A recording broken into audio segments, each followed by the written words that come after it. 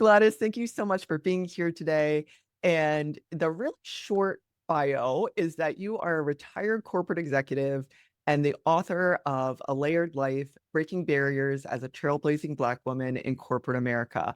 But before we dive into the book and about your life, I need to give people some context about what it means when we say you were a corporate executive. So I'm going to read your bio and I may take a sip of water because it is long and very impressive. You led multi-billion dollar businesses, forging a path through the oil and restaurant industries. You led major corporations or divisions at major corporations such as British Petroleum, Burger King, Jack in the Box. You led those to financial growth and strategic success. You began your professional career with Conoco Oil as the first female engineer in offshore oil and gas exploration and production, and continued to open doors as the first female or first Black female to achieve positions throughout your career. You have 13 years in the restaurant industry. You served as global executive team member and SVP of North America operations for Burger King Corporation. You also served as the leadership council member and VP of operations at Jack in the Box. 17 years in the oil industry. With BP, you obtained a C-suite executive P&L role as the Cleveland division manager. You were responsible for sales through all channels of trade in the American headquarter geographic division. And you were featured in Black Enterprise magazine, where you were recognized as one of the most powerful executives and women in business. Your educational background includes an MBA in finance and investment banking from the University of Wisconsin-Madison and a Bachelor of Science in Mechanical Engineering from Tuskegee University, where I learned in my research for our conversation that you not only maintained a 4.0 GPA at Tuskegee, you were a cheerleader and active in clubs and had boyfriends. Gladys, drum roll, please. Thank you for being here today. Saying you're a retired corporate executive just it was not enough. I'm really excited to talk to you today and talk about your book. And I love that it's called A Layered Life. And when you're thinking about the layers of your journey, which do you think have been either most overlooked or not as publicized? And what are you excited for readers to learn? Well, I think probably the most overlooked, unknown part of my layers of life would be the adversities that during my childhood, as well as just the different adversities in my personal life. And probably because of two reasons. One, I'm a very private person, so I haven't usually shared much about my personal life at all with other people, which is why writing this book was so difficult for me.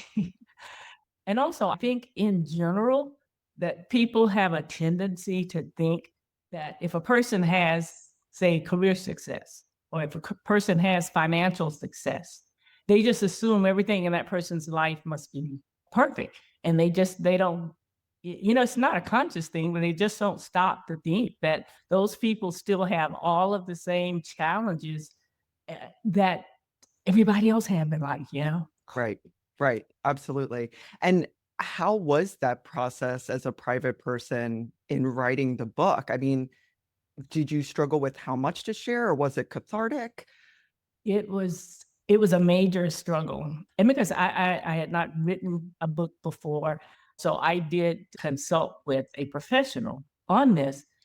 And I I tell you, we spent probably a full year just in battle with me trying to accept the advice that I had to open up more and put it all on the table because I was having such difficulty with, sharing certain details of my life. And it took quite some time for me to finally understand and appreciate that, given the goals that I had for the book, that if I really wanted it to resonate and be helpful in the way that I wanted it to be helpful, that I needed to really share the details with people so that they could really learn from the lessons I learned and put things in perspective and walk away with, I think, more of an enlightenment and tips and things to help them in their lives. Yeah, absolutely. And you were the first female engineer in offshore oil and gas exploration, which I mentioned in the introduction, and oftentimes the only woman or the only Black woman in highly technical and executive rooms. And what did those early environments teach you about yourself and how to navigate those environments and how to stand your ground? Yeah. Interestingly enough, for whatever reason, I've always been a person who believed in standing up Mhm. for myself, standing up for what I believed in, what I felt was right, or just the underdog or whatever. So I've never had an issue with having the courage to stand up, speak up, hold my ground. But I will say what I had to learn more of was using different approaches for different situations when I needed to be heard in a room, when people were trying to either dismiss you or make you feel that you don't belong, particularly when they would try to make you feel as if you hadn't earned the right to be there. Or is it a business issue and you're just simply trying to make your point? And again, as a female or as a Black person, depending on that audience in the room, they just weren't interested in what you had to say. And so, depending on the situation, with time though, I learned through experience, watching others, consulting with others, but what was the best way to do it. But in terms of just having the courage to do it or feeling that I had every right to be there and voice my opinion like anyone else, I really never struggled with that side of It's good. That's great. And you it. talk about using adversity, right? Like using that and channeling that. How Mhm. did you do that? And was it ever exhausting or was it really just fuel to the fire? Uh, yes, definitely was exhausting many times, but I call it a mindset. Using adversity for me, I guess the way in which I learned to do it or made it easier for myself is what I call a curious mindset. And I tend to refer to it as my engineering mindset. But it's like whatever the situation is, I view it as a learning experience. So, instead of me getting locked into the negativity of whatever that negative experience was, instead, I just focus my attention on what can I take from this? What did I learn? What can I take from this that's going to help move me forward in a positive way in my life? And so that's kind of the mindset that I take to all the different challenges or obstacles or the bad experiences that I go through. Yeah. And I love the idea of an engineering mindset. When you felt exhausted or depleted or needed that rest, and especially in these high pressure environments, how did you find that for yourself? Like, how did you care for yourself and your mental health with that? Yeah. For me, yeah, a few things. One, in terms of just the day in, day out thing, is physical exercise is key for me. So I worked out every single day and I normally did it. Earlier in my career, I had a little more flexibility, but the higher you go and the more responsibilities you have, you believe it or not, you have less control over your life.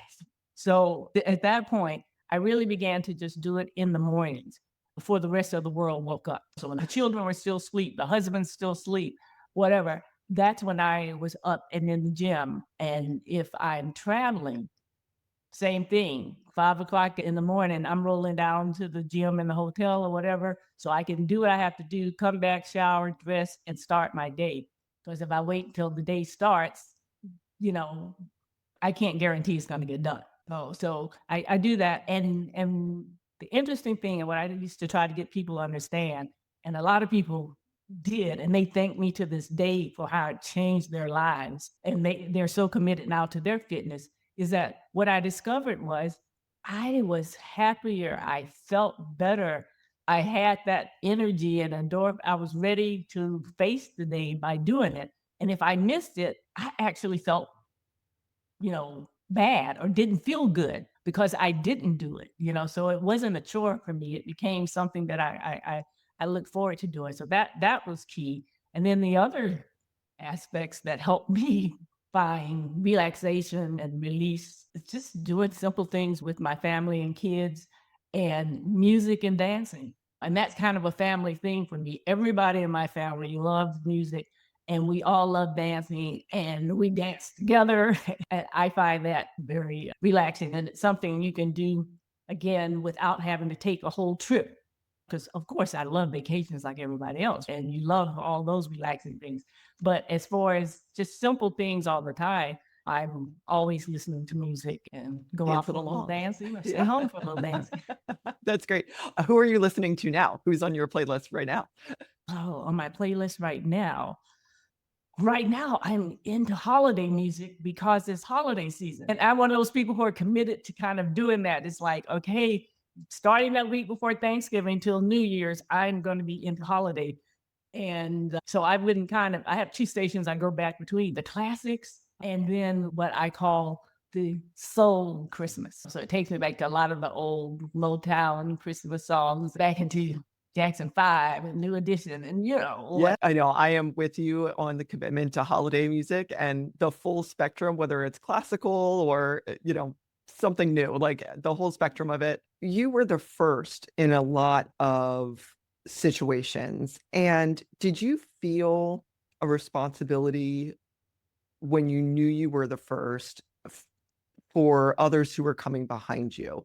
And how did you approach your career knowing that?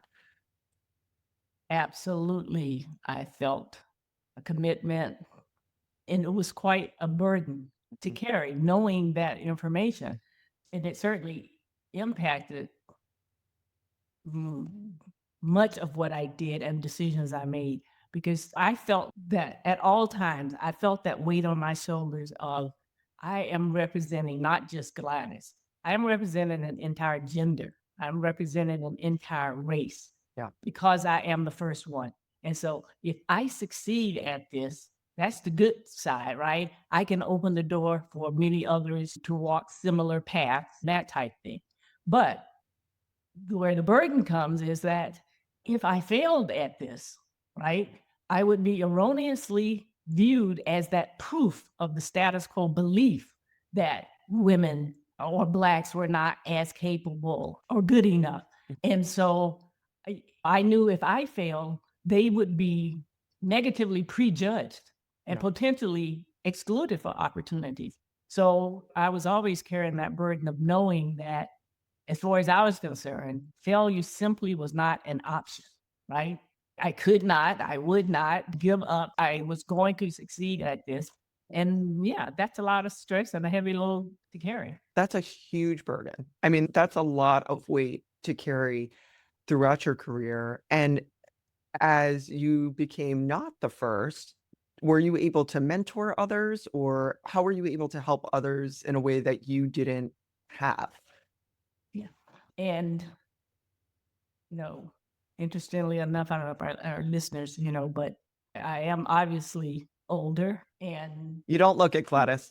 and through so through, throughout my career, I was still the first, but I definitely mentored and helped others. I have actually mentored and developed many successful leaders and top executives from all backgrounds.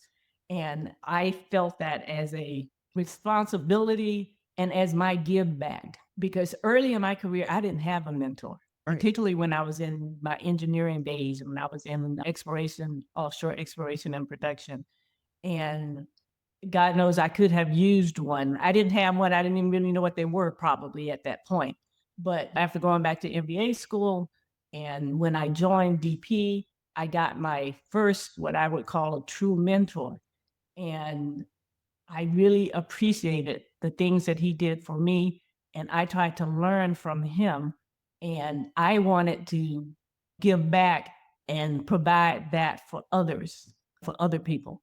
So as I went through my career, the various people that whether I hired them, recruited them, just worked with them, whatever, I tried to give them the benefit of having someone to help develop them. And that's the main thing, to help people build and develop their skills and give them coaching and guidance on how to, how to advance, how to understand organizational politics, how to move ahead in corporate America, which is a very complex thing, those kinds of things. And mainly too, just in doing my job as a leader, I had the opportunity to do things. I did things differently. I led as an inclusive leader that provided so many opportunities for everyone, which is what was different from in the past, because women and a lot of people of color or different religions or whatever, historically, they didn't have that same level of support and that same level of opportunity. My leadership style and philosophy was, you know, talent transcends everything. It transcends gender and race and religion or whatever. And that all people need to be given that same level of support and opportunity based on their performance. So I treated everybody the same and supported, you know, I look for talent everywhere, right? When you see that a person has, certain talents or they have different strengths, abilities, knowledge, experience, I create opportunities to let those people contribute and optimize on those things. And that is how they grow and develop. And then you create, new or higher roles and stretch opportunities and give them a chance to grow new skills and things like that. And so that is what I try to constantly do for people, is help them grow and develop and become more capable people. Right. Right. And you were certainly known for that. And when you think about what we've been talking about, you have been the first in many rooms and in industries that aren't or weren't set up for inclusivity. So you're making this space. Did you ever receive pushback from that, or did the results sort of speak for themselves? Yeah, they're kind of yes and no. Obviously, there are always some people who don't like change. Okay. Mhm. So there's always some pushback. But I would say in general, because people eventually, they start off kind of very difficult, but they eventually have to acknowledge and respect when they see things that are working well and that they're achieving. When I say I practice inclusive leadership, not just making everybody on the team feel valued and appreciated and helping and developing, everybody. But the thing was, I built high performing teams because of it. And that was my thing, getting people to understand the value in being inclusive, the value in diversity and different perspectives and the broader ideas and solutions and things like that. And because we perform so well, that in and of itself kind of spoke for itself and gained the respect, because obviously it was a good approach that was achieving the results that we needed to achieve.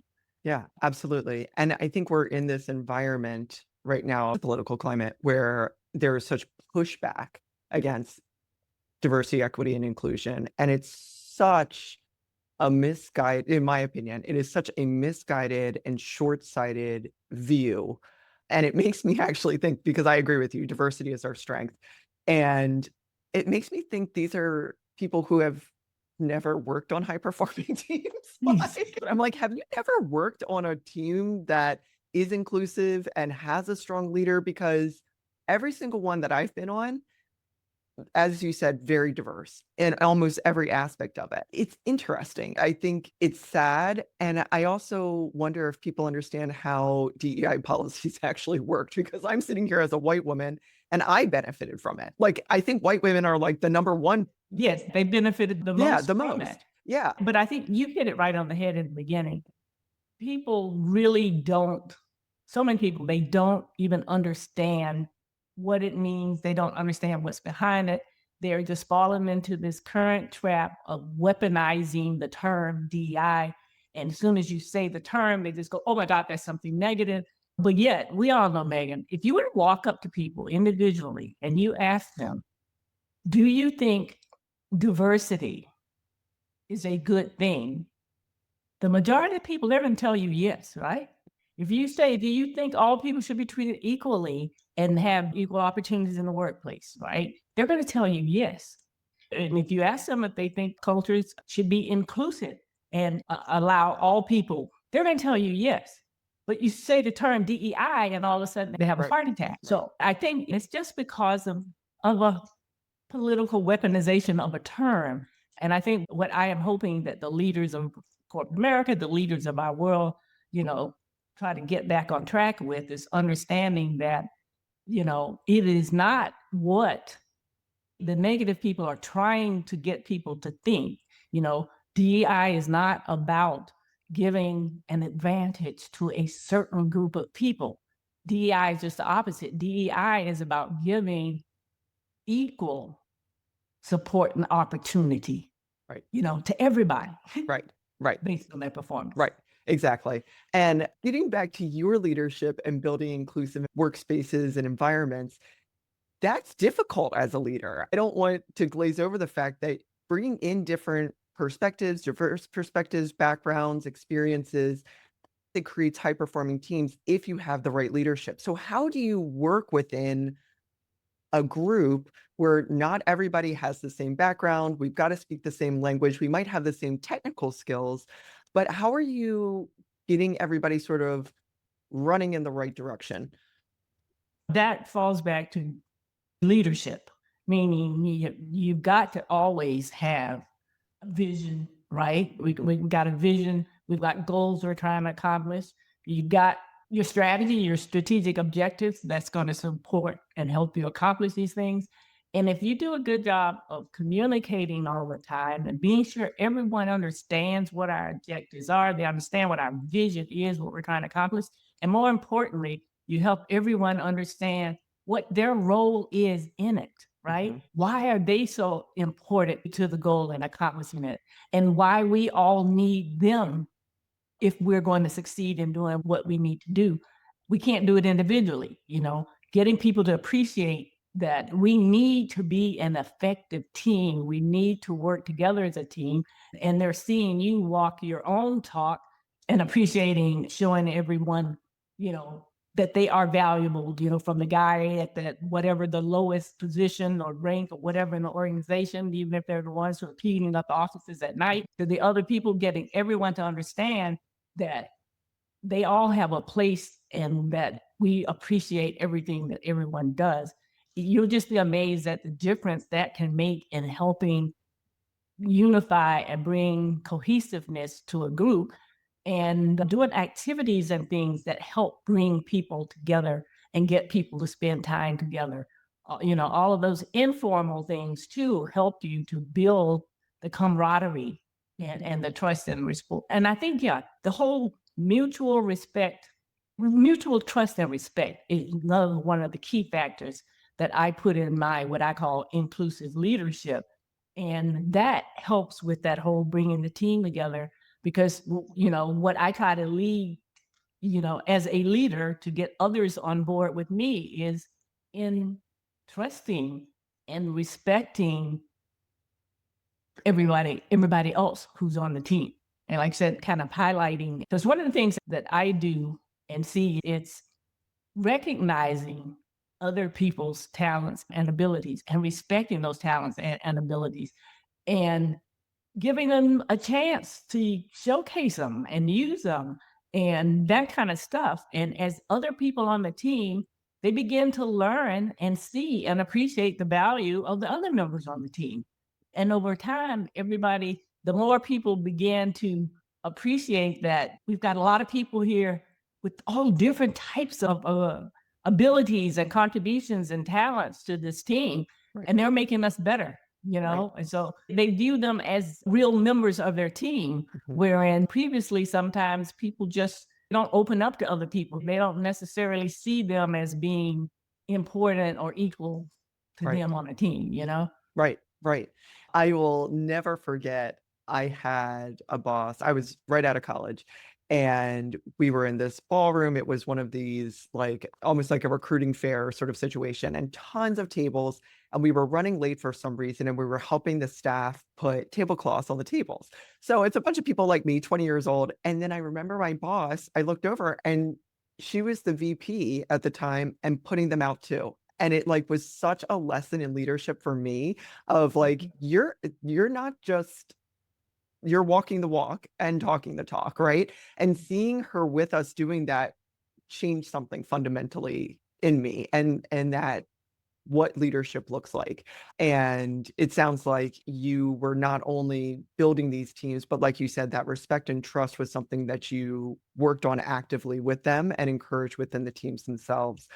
And you have, this is changing gears just a little bit, but you've worked in lots of different industries. Have there been certain principles that have not changed depending on where you're going? And what do those look like?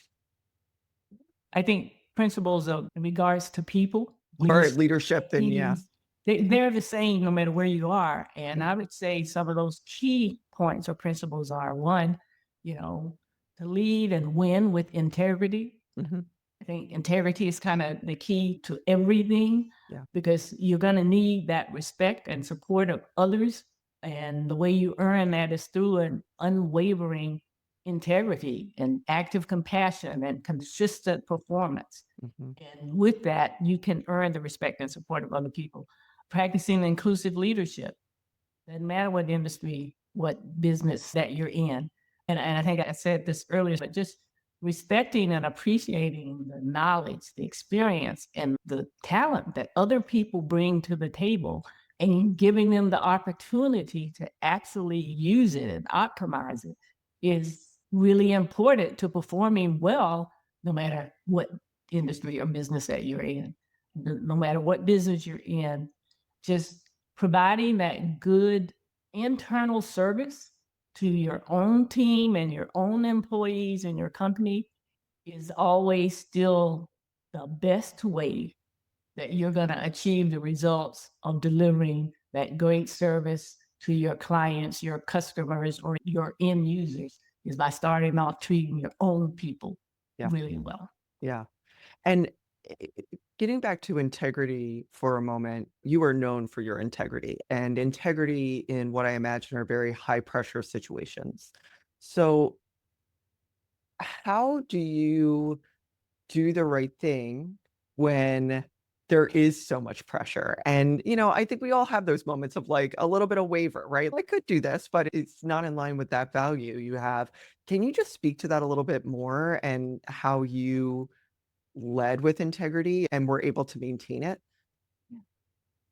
I mean, having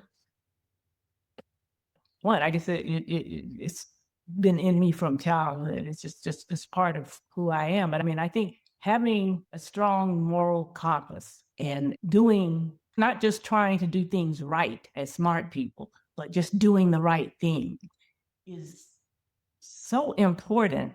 And it is what people watch and see in you, If you're a person who will do that, do the right things during those tough times, that is from a personal side to me, that is important and that I can look myself in the mirror, okay? And I can feel good about myself.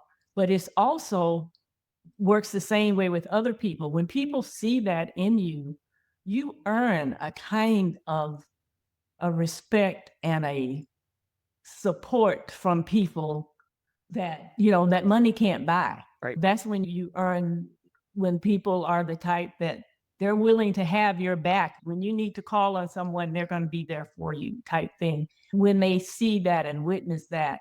And I truly believe people want that in a leader. No one wants a leader who is willing to lie, cheat, manipulate, cover their own tails and throw their employees under buses or their team members and those sorts of things. I think that being a person of integrity, like I said, and you can look yourself in the mirror, that is how you learn to love yourself and to respect yourself.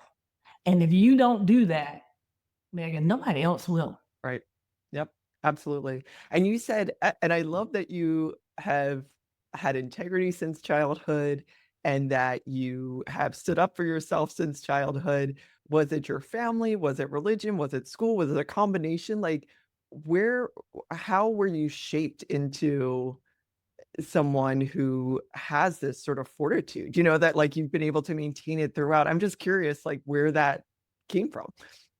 I guess it was a combination of all those things you said. I clearly grew up in a church going house Mhm. family, and I have always had strong faith. And I talk about that in my book. I even have a chapter about, and I titled Heavenly Protection. I do believe that if you put your best foot forward and you try to do the right things, that things are going to work out for Work. you. Yeah, they will be okay if you'll just hang in there and understand. So I say I don't want to get too biblical or religious, Sure. but we You always can. talk Yep. about all human beings. We're going to face some trials and tribulations in life, and if we understand that, right, when we do face them, we don't just you don't let it just drown you or you get so caught up in the woe is me or whatever. I guess I'm always thankful because no matter what the situation is, no matter how bad it is, there's somebody else in this world who's a lot worse off, or it could be a whole lot worse. So the first thing you do is just always start off being thankful. And if you kind of go through life being thankful and grateful, I think it puts a whole different perspective on things for you. And when you come home and you're gonna dance and listen to music with your kids, it puts things in perspective. You've been in extremely high pressure situations and scenarios, and you're in charge of people and people's lives, and that's a huge responsibility. And sometimes we get so tunnel vision that it's good to have, like you said, that gratitude and that understanding of either this is a moment of time and I'll get through it, or this could be so much more than what I'm dealing with right now, having that perspective. I'm curious, as someone who has led with integrity, led with respect, led with diversity and inclusion, been the first, has felt that weight and that pressure to perform so that others can come after you. Where are you seeing a gap in leadership in executives and in the corporate world today? Like, where are you seeing those gaps widen that you're hoping the next generation of leaders can address? I will start off with a caveat. I am currently retired, Mhm, so I may not, be on the mhm. pulse of what's happening today in corporate America, but I mean, in terms of that aspect of it. But, you know, I think that so much progress had been made over these past 50 years, particularly in terms of women. And I was seeing, yeah, I'm just seeing a lot of progress, seeing women and seeing Black women and people in places that you never saw them before. And so I was very positive about it actually. And just, I mean, to see the progress that had been made, from when I started back, in the 70s with this stuff. I guess I was pleased at the progress I was seeing. And that is why I am actually so concerned right now with the current environment, because what I'm afraid of is we're going to end up turning back the hands of time and losing the progress and losing the gains and momentum that was definitely getting better in terms of opportunity for people. It still was not equal by any means. And now that I think about it, I see stats that come out all the time about women on boards, the stats, some C-level positions and this and that. And they by no means are where you want them to be. But again, at least there was progress. Right. And I guess I'm more concerned right now, and I'm more focused on, I put it that way, focused on like where do I see the gaps per se. Right now, I'm just more focused on, please don't let us totally turn Like back the revert hands of back. time Right. here. Yeah. Yeah. Yeah. I worry about that as well. And I was talking with some friends, and I think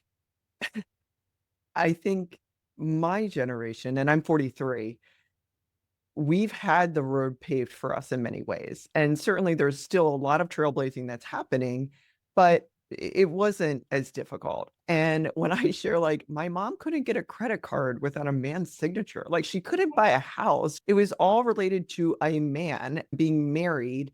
And until certain times that I think surprised them. And I was like, this isn't like 200 years ago. This is like 40, 50, 60 years ago. Like, this isn't ancient history. And I think it is incumbent upon each generation to acknowledge that and keep moving it forward. And it's not just women, we all have to support each other. So men need to support women, that inclusive environment. We do need to support each other, understand the barriers that we faced, and equality isn't equity. So understanding that too. But it's scary right now. And the thing that scares me, and it might be an echo chamber that I'm in, so I will fully acknowledge that, is I feel like there is this push toward a soft life and marrying well and this sort of trad wife idea. And I have no issue if you want to make your work in your home, that's totally fine. But this feels very different to me. And that's a little scary in the social media environment. I have a 12-year-old daughter, and it feels very different to me. I am in your mother's generation, obviously. And one of the reasons that I wrote my book too was because I think it's very risky for people to become complacent. And a lot of our young people, because they didn't live through certain things, they take certain things for granted and they don't understand, though, that those things are not given and it can easily be taken away, fall apart, and that how important it is to still press forward in certain things. And what I mean by that is in 2025, so my book comes out in 2025. Mhm. So you can find young people, obviously, and they may not think achieving corporate, a senior executive position on a global company is that big of a deal because that many people have done that, right? But you have a generation of people who they have seen Barack Obama be president of the United States, Right. but what they don't understand, and I guess what I wanted to paint a picture and share for people Mhm. because they lose sight of history. Like you were saying, your mother couldn't get a credit card without man sign. Well, I grew up, I mean, I was born into desegregation. I couldn't use a fountain that a white person used. I couldn't go to a school that a white person went to. And so to say, well, I was the first female engineer in offshore oil and gas exploration, they have heard of engineers today, and people may not think that's a big deal. But to do that when you were me, Right. born in the Yeah. 1950s, and Like, you're the Civil in Rights Act the didn't Southern, exist. those things hadn't even happened. Women's rights, civil rights, those things hadn't even happened. And you're in the South of the United States in desegregation. And to achieve these things, those were big deals. And those are the kinds of things, and people like me were the kinds of people who did open the doors for other people. And so it really isn't about like my individual success. It's really about opening that door for other people and continuing to raise that platform so that they could go Mm. higher and further and achieve greater successes, Yeah. than we did earlier on. But yeah, I just hope we don't see history repeating itself. Young people need to stay aware of certain things and not become too complacent about them. Yeah, and engage in community. I mean, it is, you have to, no one person can do it all, right? And you have to have that support. Like, we were talking about Yes. inclusive teams, whether it's the person who cleans the buildings at night to the person who, is running the company. Everybody has a role that's important and valued. And when we're in community and working together, we can get so much further with what we're doing. But I agree with you. It's a scary time, and it's almost difficult to understand exactly where we are because of the rhetoric and it is, I think, some of the social media manipulation and media manipulation in general that's being put out. I, for one, do not want to go back. So I will be using my voice and how I can use my power to not do that.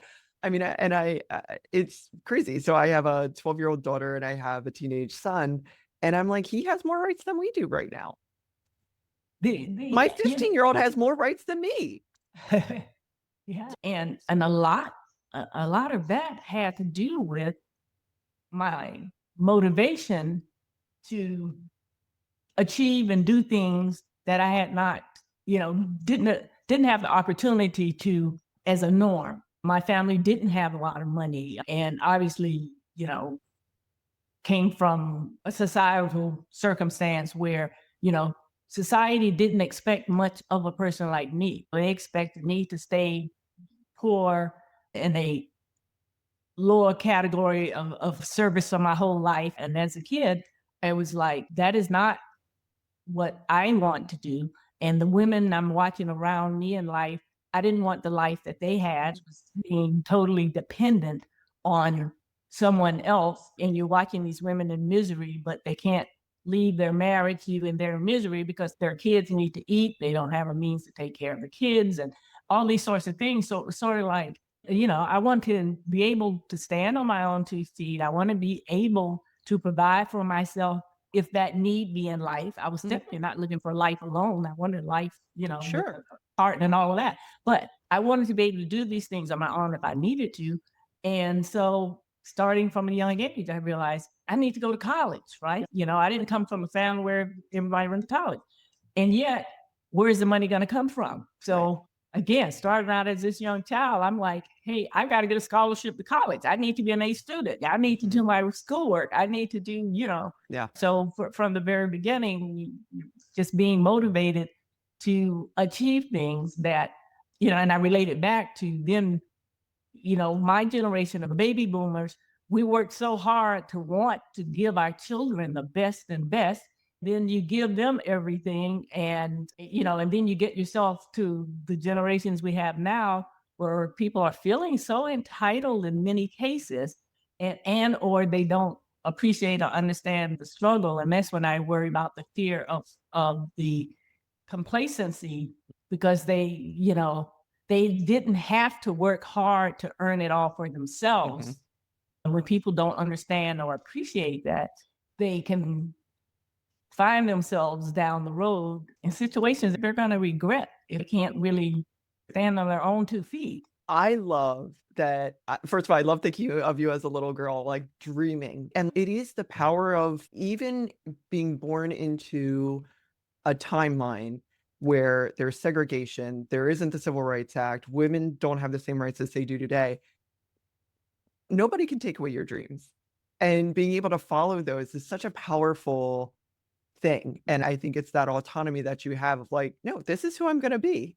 And can I ask you about Tuskegee and your HBCU experience? I think HBCUs are such academic powerhouses, but also just shaping the whole person. Did you find that at Tuskegee, and did you have experiences there that you felt like you took on later on in life?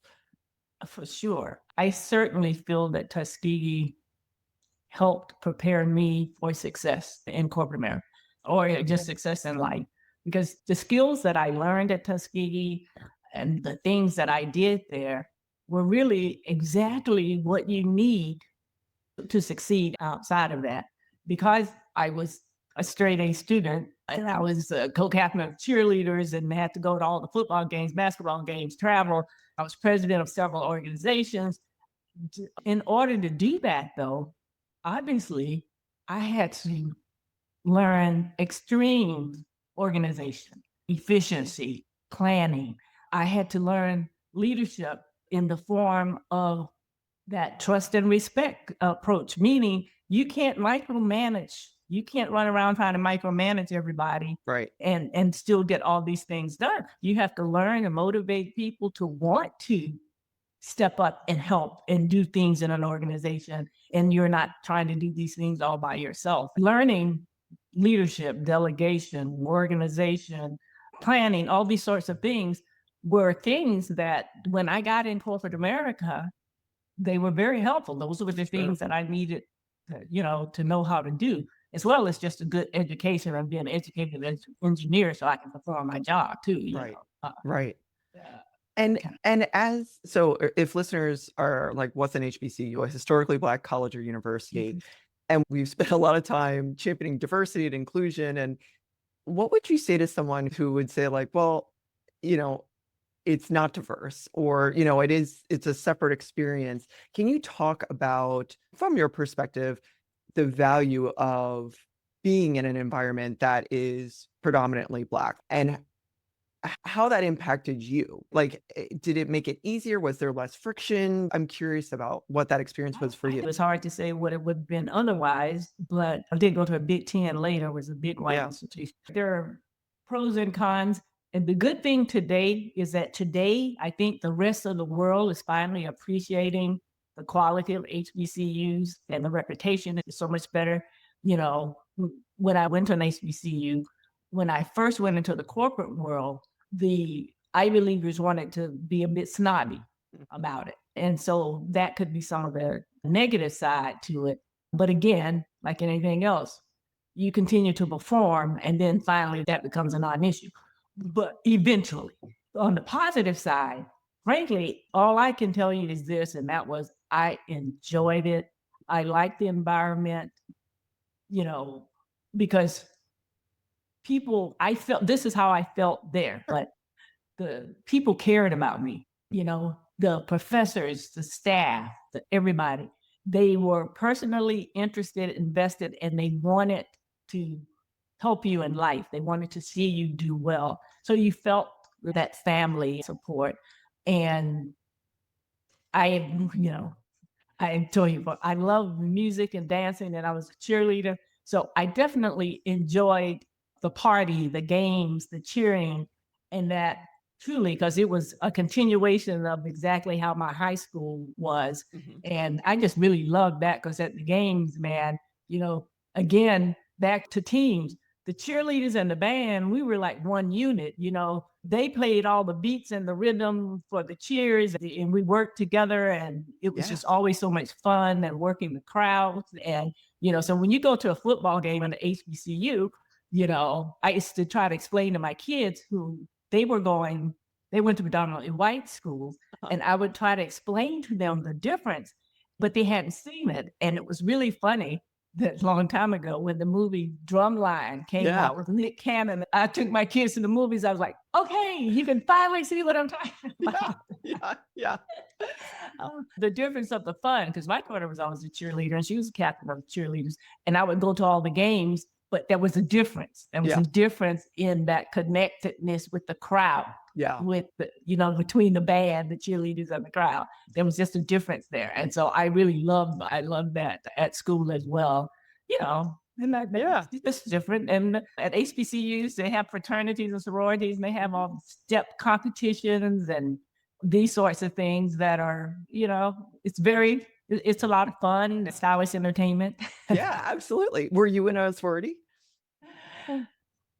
No, I did not join a sorority. Just felt I could not fit the time Yeah. in to pledge a sorority because that's the other thing about HBCUs. They are pledge crazy. And I had to I had to pledge to be a cheerleader. I had to pledge Wow. to be in the honor fraternity. Okay. Wow. I, it was even the engineering honor fraternity. I had to pledge, which is another interesting thing that I say, to show you how times change is because I was president of the engineering honor fraternity Uh-huh. in college, and it was still called a fraternity. So I was a female and I was a president of a fraternity. Yeah. Yeah. I love it. I love it. So they were still called the fraternities You then. were catching them up. You were catching them up.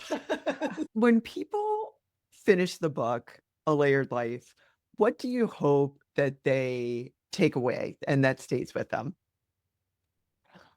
We probably touched on all of these things in certain ways, but they are the key important messages to me. And again, live and win with integrity.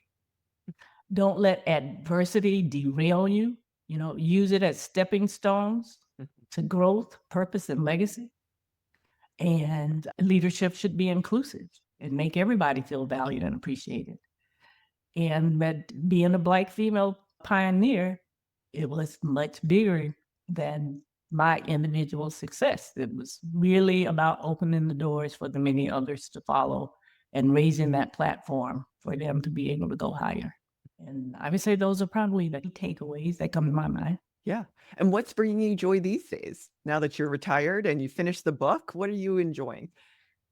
Well, now that I finished it, but the interesting thing is I thought I was going to be, that meant I was done. But as I'm learning in this industry, that doesn't exactly mean that. That means now I have to, now I have to work on the marketing of the book. It's Right. like, oh my God. Right. Yeah. So that was something that, I wasn't quite expecting. So I had to deal with that. But since it's only been just a few months, I am still pretty kind of deep in all of that.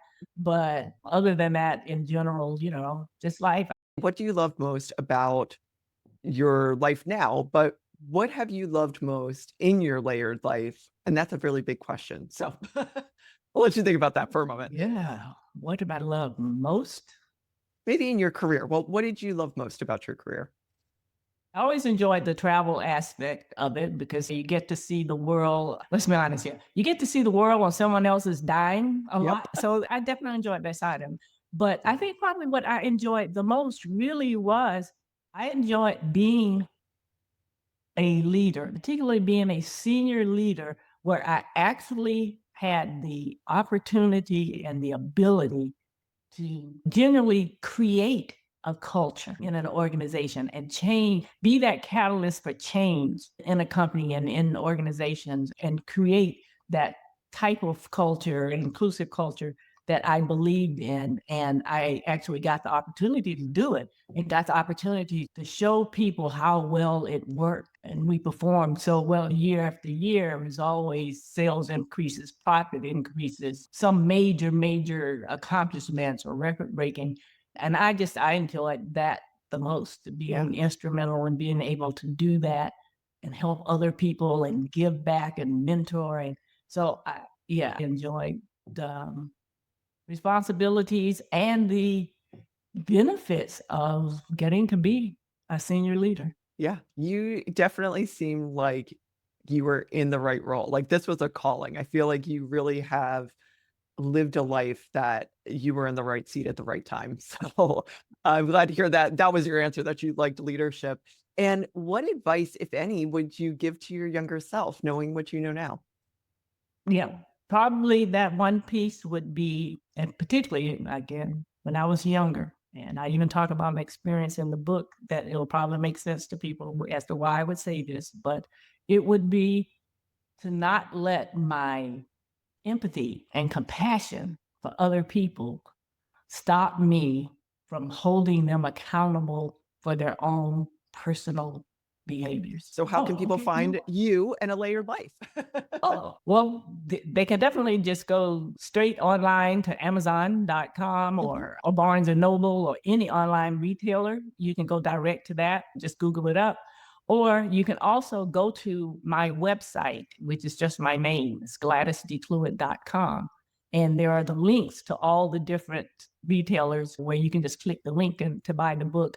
But also on my website too, there's so much more information about the book, about me, media, other testimonials about the book. There's more information on my website as well. But the first thing there is you can get the links to purchase the book. Your one-stop shop on your website. And we'll put that in And the show notes. yeah, Yeah. I'm on LinkedIn, LinkedIn and Instagram. Yeah. My granddaughter started Instagram for me because I didn't have one, and they were like, "This is not going to cut it." I love it. I love it. That's great. I just appreciate all the time that you've taken today. Thank you for sharing your story and everything that you've learned. The book is great. I hope that listeners take time to read it. You provide the leadership that I think so many of us hope to get and look to. So thank you for that. And thank you so much for spending so much time with us today, Gladys. Thank you, Megan. I really appreciate it, and I appreciate the audience who will be listening. Great.